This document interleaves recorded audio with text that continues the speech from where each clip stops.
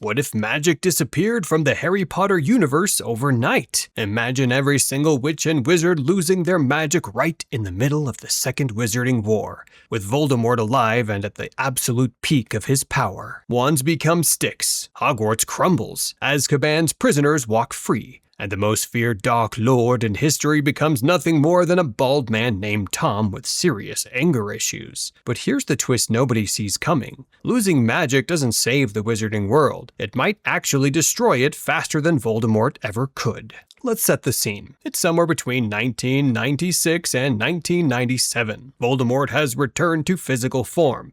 The Ministry is compromised, Death Eaters are operating openly, and Harry Potter is undesirable #1 with a 10,000 galleon bounty on his head. The wizarding world is at war, and magic is the only weapon anyone has. Then, one morning it's gone. Every spell, every charm, every enchantment vanished.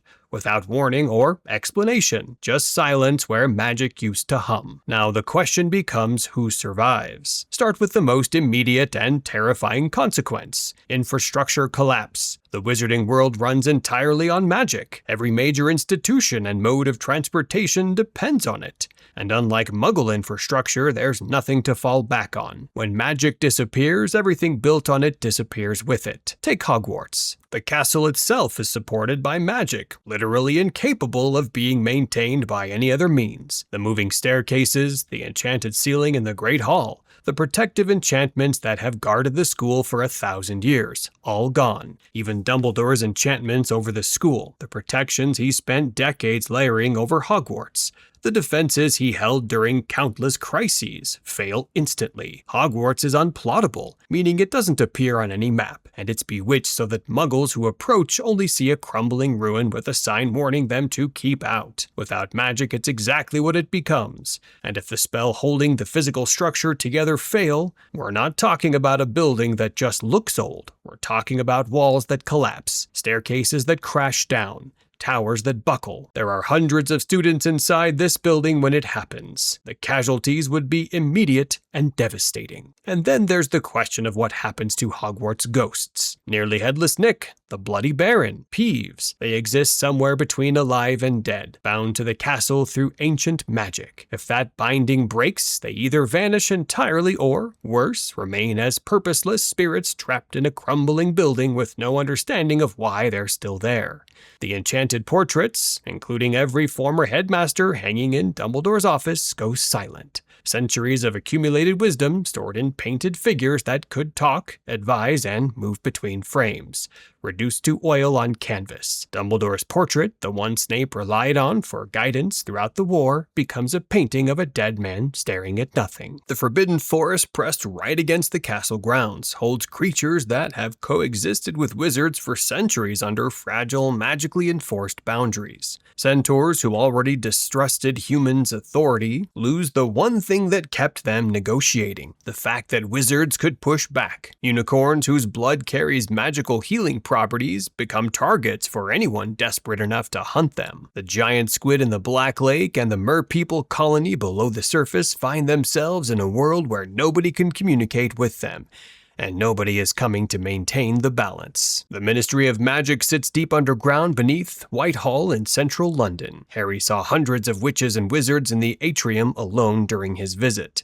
and the entire facility is accessed through magical means: enchanted phone booths, flu powder, apparition points. Without magic, these access points seal shut. Hundreds of Ministry workers are now trapped underground in a building that Muggles don't even know exists. The building was never designed with a conventional exit to the surface. These people are buried alive. Diagon Alley, the commercial heart of wizarding London hidden behind the leaky cauldron, suddenly becomes visible. The concealment charms that kept it invisible to Muggle eyes for centuries fail instantly. Imagine walking down a London street and watching an entire alley full of shops materialize out of thin air. Shops selling cauldrons and broomsticks and owl treats. The International Statute of Secrecy, established in 1692 to keep the magical and non-magical worlds separate, becomes completely unenforceable, because there's no magic left to enforce it with. Transportation collapses at the same speed. The Floo network, the Wizarding World's primary method of fast travel, operates through enchanted fireplaces connected by a regulated magical grid. When magic disappears, every fireplace in the network becomes just a fireplace. Wizards who happen to be mid-transit at the exact moment are in serious trouble, because Floo travel works by spinning a person through connected grates at high speed. If the magic sustaining that network cuts out during transit, the traveler could materialize inside solid brick, or simply cease to exist between destinations. Apparition and the night bus are both gone. Broomsticks drop out of the sky mid-flight. Owls, the wizarding postal system, still fly, but every enchantment on their deliveries, howlers, self-sealing security charms, fails. The wizarding world becomes powerless and completely disconnected. Thousands of people scattered across Britain with no way to reach each other. And then there is the Muggle government, which has known about magic longer than most people realize. The sitting Prime Minister is briefed by the Minister for Magic upon taking office, a tradition that has caused generations of Prime Ministers considerable distress. The Muggle Prime Minister during the Second Wizarding War was informed that certain unfortunate incidents, collapsed bridges, unexplained murders, strange weather, were connected to magical conflict. With magic gone, the Muggle government suddenly inherits the full problem. Thousands of displaced wizards and witches need housing and documentation. None of them have national insurance numbers, and most have never held a Muggle job. Magical creatures roaming the countryside require military intervention, except the British Army has no protocol for giants or dragons. The enchanted portrait on the wall of number 10 Downing Street, the centuries-old communication channel between the two governments, has gone silent. Then there's Azkaban, and this is where it gets truly bad. Azkaban has operated as a detention facility since 1718, a hidden island, unplottable, guarded by Dementors, those wraith-like dark creatures that feed on human happiness and leave their victims in states of deepening despair. Most prisoners who died there didn't die from violence, they simply lost the will to live. When magic vanishes, two things happen at once. The concealment charms on the prison fail, making the island visible and locatable, and every magical lock, every enchanted barrier, every supernatural restraint holding the prisoners inside, gone. The cells open. Inside them are Death Eaters, people like Bellatrix Lestrange, the woman who tortured Neville Longbottom's parents into permanent insanity using the Cruciatus Curse, one of the 3 unforgivable curses, until they lost their minds entirely. People locked away precisely because they were too dangerous to be free. But here's the darkest part. The Dementors don't need magic to exist. They're creatures, not spells, and without wizards capable of casting a Patronus charm, there is now literally nothing in the world that can stop them. They can go wherever they want. They feed on human souls, consuming a person entirely and leaving their victim in a permanent vegetative state.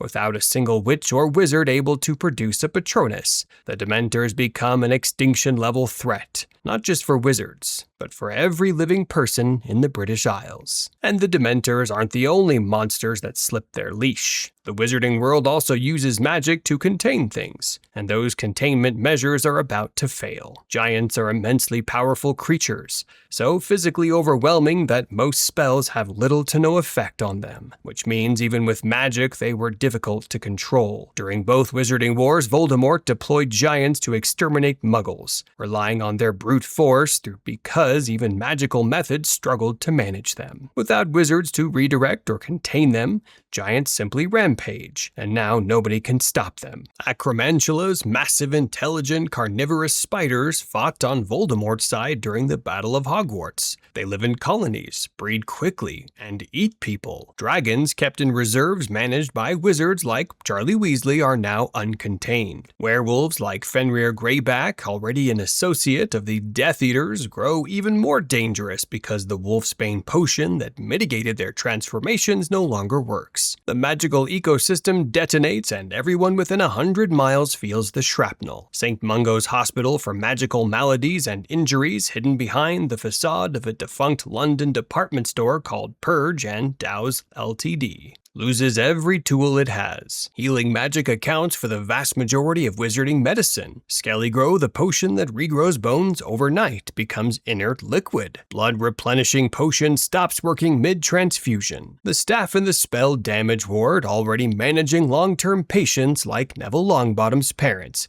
can offer nothing beyond basic muggle first aid, which most of them were never trained in. Patients suffering from curse injuries or magical creature bites are suddenly untreatable. Healers trained exclusively in magical medicine have credentials that mean nothing in this world. They can't stitch a wound or set a bone the Muggle way. For anyone with a serious magical injury, at the moment magic vanishes, the prognosis drops from treatable to fatal within hours. Now let's get to the part you've been waiting for. What happens to Voldemort? Start with the Elder Wand, the most powerful wand ever created. One of the 3 Deathly Hallows, the weapon Voldemort tore Dumbledore's tomb open to claim. At the moment magic vanishes, the Elder Wand becomes a stick. 15 inches of elder wood with a thestral tail hair core, and it has exactly the same magical output as a chopstick. The wand that shaped the outcome of countless duels and changed the course of wizarding history is now something a Muggle child would snap over their knee without a second thought. His entire identity, his entire reason for existing, is built on magical supremacy. He's described as a prodigy, a master of every form of magic, with deep theoretical knowledge of the most forbidden arts. His power is synthesis of technical skill, ritual expertise, and strategic ruthlessness. And his greatest advantage, his immortality, comes from Horcruxes, fragments of his soul anchored in enchanted objects through dark magic. Without magic, all of that evaporates. The Horcruxes are magical constructs. They function as soul anchors through enchantment, and if magic ceases to exist, there's no mechanism keeping those fragments tethered to their objects. The Horcruxes fail, Voldemort becomes mortal, and not just mortal. His physical body was regenerated through dark ritual in 1995, using bone, flesh, and blood. That body exists because of magic, and without magic sustaining it, his physical form could simply fail. He could disintegrate, revert to the wraith-like state he existed in before his resurrection, or Tom Riddle could cease to exist entirely. But let's say his body holds together. What then? Here's the thing about Voldemort that people consistently underestimate. His greatest power was always coercion. Even without lifting a wand, he was capable of manipulating others through words and leverage alone. He was a true psychopath, capable of forming relationships that appeared genuine on the surface, but were nothing more than tools for accumulating power. His natural charisma influenced dozens of powerful wizards over decades. He didn't need the Imperious Curse to control people, he just needed to talk to them. So, even without magic, Tom Riddle is still a charismatic, ruthless, intelligent psychopath with a network of fanatical followers. He can't cast Avada Kedavra, but he can still order someone stabbed. The Death Eaters lose their wands, but they don't lose their ideology. Except the core ideology does collapse, doesn't it? The entire foundation of pure blood supremacy was that magical ability belonged by birthright to those with pure magical ancestry. Without magic, a pure blood is just a person, suddenly identical to every Muggle-born and every Muggle on the planet. The thing they spent centuries feeling superior about is gone. And the irony is almost poetic. Consider the Malfoy family. Lucius and Narcissa built their entire existence around magical privilege. Malfoy Manor, which served as Voldemort's headquarters during the war, is filled with enchanted objects and cursed heirlooms. Without magic, half of those objects become dangerous in new ways. Cursed items that can no longer be safely contained. Dark artifacts with physical properties that persist even after their magical functions fail. The Malfoys' wealth, stored largely in Gringotts and dependent on goblin cooperation, is suddenly at the mercy of goblins who have no reason to cooperate anymore. Draco Malfoy, raised in a household where house elves handled every domestic task, lacks the most basic survival skills. He cannot cook a meal or wash his own clothes, let alone navigate Muggle currency. The old pure blood dynasties, families that defined themselves by magical inheritance, are now the least equipped people in Britain to function in a world they spent generations looking down on. Now let's talk about who actually thrives in this new world, because the power dynamics flip in the most unexpected ways.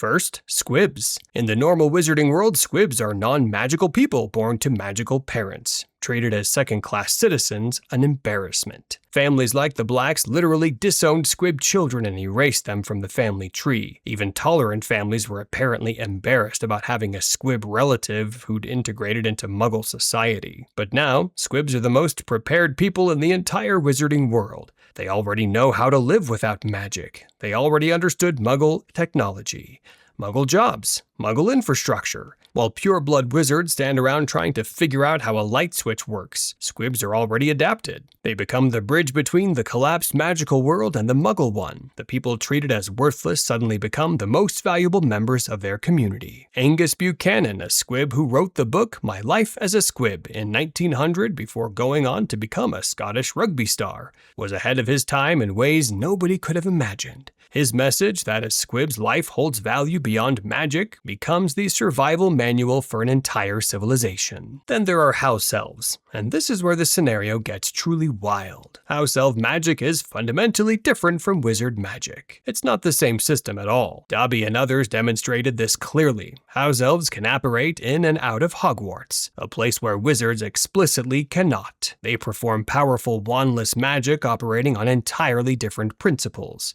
requiring none of the focusing tools that wizard magic demands. If the event that strips magic from the world specifically targets wizard magic, house elf magic might be completely unaffected. Think about what that means. For centuries, house elves were enslaved, bound to serve wizarding families, cooking their meals and cleaning their homes. Overnight, the masters have no power, and the servants have all of it. House elves could apparate, perform telekinesis, and wield abilities that no human on Earth can match. The most oppressed beings in the wizarding world become the most powerful. That kind of power shift looks a lot like a revolution. The same logic applies to goblins. Goblin magic, particularly their enchantments on metalwork and the Gringotts vaults, operates on uniquely advanced principles combining craftsmanship with permanent, rule-bound magic. If goblin magic persists, they still control the entire wizarding economy. Every galleon and every vault is theirs, always has been. For centuries, goblins resented wizards for refusing to share magical knowledge or permit them to carry wands. Without wizard magic to enforce those restrictions, the goblins have leverage they've never had before. Now consider Harry Potter himself. The Chosen One wakes up and he's just a teenager, a 17-year-old with glasses, a lightning bolt scar, and no special abilities whatsoever. Lily Potter's sacrificial protection, the ancient magic that saved him as a baby, and that Dumbledore extended through his blood connection to Aunt Petunia is gone. The prophecy that marked him as Voldemort's equal, meaningless without magic to fulfill it. The prophecy made by Sybil Trelawney in the back room of the Hogshead pub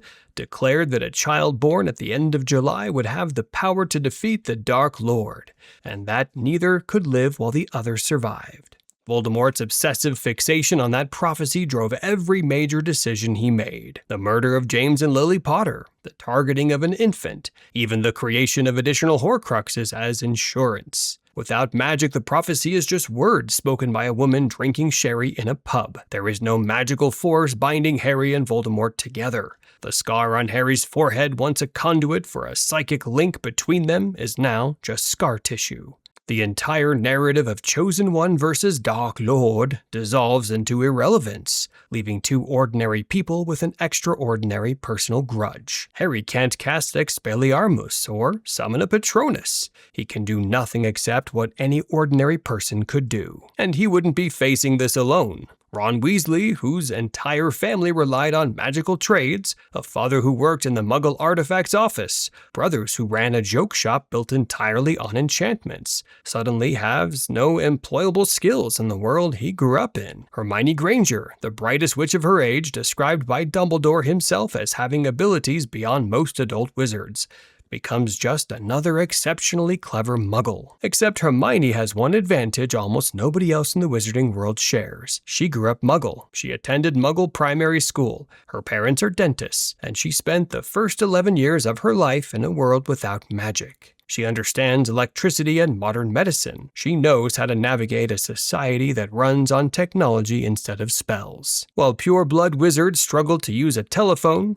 Hermione already knows how to operate in both worlds. Muggleborns like her and Dean Thomas hold a survival advantage that pureblood simply cannot match. The Order of the Phoenix, the resistance movement assembled to oppose Voldemort, loses every tactical advantage it ever had. Their network of safe houses held together by Fidelius charms collapses. Their ability to communicate via Patronus, the method they relied on to pass secret messages, is gone entirely. But then again, neither can Voldemort. And that's the beautiful, terrible irony at the center of all of this. The war consuming the wizarding world, fought entirely with magic, over magical purity between magical factions, becomes irrelevant. You can't have a wizarding war without wizardry. The Death Eaters, who believed Muggleborns had stolen magic from its rightful pureblood owners, now have to confront the fact that nobody has magic. Their entire worldview, their entire justification for murder and torture and terrorism, is built on a resource that no longer exists. It's like fighting a war over oil and waking up to find that oil has simply vanished from the earth. Here's the final picture. Within hours of magic disappearing, Hogwarts is in ruins. The Ministry is sealed. Azkaban stands open. Dementors roam the countryside. Giants wander into Muggle towns. Dragons fill the skies. St. Mungo's hospital, which relied entirely on healing magic, potions, charms, magical herbs, can no longer treat its patients. 3,000 wizards in Britain suddenly need to integrate into a Muggle society they've spent 3 centuries hiding from. Voldemort, if he survives at all, is just Tom Riddle, a noseless mortal man without an army of magic. With a face that would terrify anyone who passed him on the street. His Death Eaters scatter. Some try to blend in with Muggles. Others, driven by ideology alone, might try to fight with Muggle weapons. But they've never held a gun in their lives. Meanwhile, the House Elves watch. The goblins count their gold. And the squibs, for the first time in history, are the ones everyone turns to for help. The Great Equalizer turns out to be something much simpler than a spell or a prophecy, or a scar-bearing chosen one. It's the absence of the very thing that made some people believe they were better than everyone else. And maybe that's the most magical thing of all. Now, if you think wizards had it rough without magic, imagine what happens when Muggles decide to fight back with it. What if Muggles fought the wizarding world? That's your next lesson here at Stickman Hogwarts. Click now before the Muggles figure out how to use your wand.